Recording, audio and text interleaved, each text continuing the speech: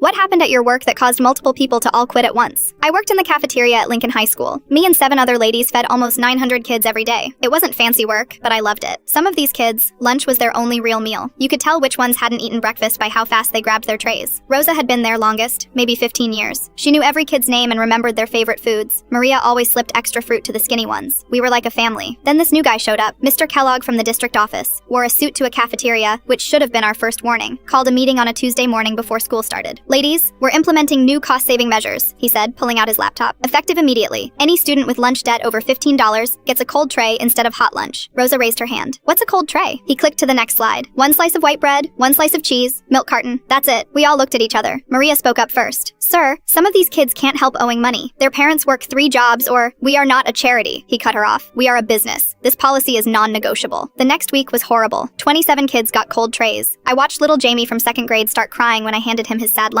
His mom was a single parent working at the hospital and the grocery store. Kid was maybe 6 years old. Rosa couldn't take it. She grabbed her own sandwich from the break room and slipped it to Jamie when Kellogg wasn't looking, but he saw everything from his stupid clipboard. Rosa, step into the hallway, he said after lunch ended. I followed them out, heard him through the door saying if she gave away food again, she'd be fired immediately. Rosa came back in with tears in her eyes. That night, Rosa called all of us. Meet me at school 30 minutes early tomorrow. We need to talk. Thursday morning, we gathered in the kitchen before the first bell. Rosa looked around at all of us and said, I've been here 15 years. I've watched kids grow up, graduate, come back to visit with their own babies. I will not shame hungry children for being poor. She untied her apron and laid it on the counter. If they want to treat kids like this, they can do it without me. One by one, we all did the same thing. 8 aprons in a neat row. Maria was crying. Even tough Linda, who never showed emotion, was wiping her eyes. We walked out together at exactly 10:25 a.m., 5 minutes before first lunch. The principal was running around like crazy when the lunch bell rang and nobody was in the kitchen. They ended up giving kids bags of chips and water bottles from the vending machines. Some teachers shared their own lunches. By second lunch period, parents were getting phone calls. By dinner time, it was all over Facebook. Local news showed up Friday morning. The story went viral over the weekend. Parents were furious. The school board got hundreds of angry emails. Monday morning, the superintendent called an emergency meeting. Mr. Kellogg was reassigned to other duties by Tuesday, which means he got fired, but they used fancy words. Wednesday, Rosa got a call asking if we'd come back. The district offered us all raises and a written promise that no child would ever be denied a full meal again, regardless of debt. We went back Thursday. Jamie ran up to Rosa in the lunch line and hugged her legs. I missed you, he said.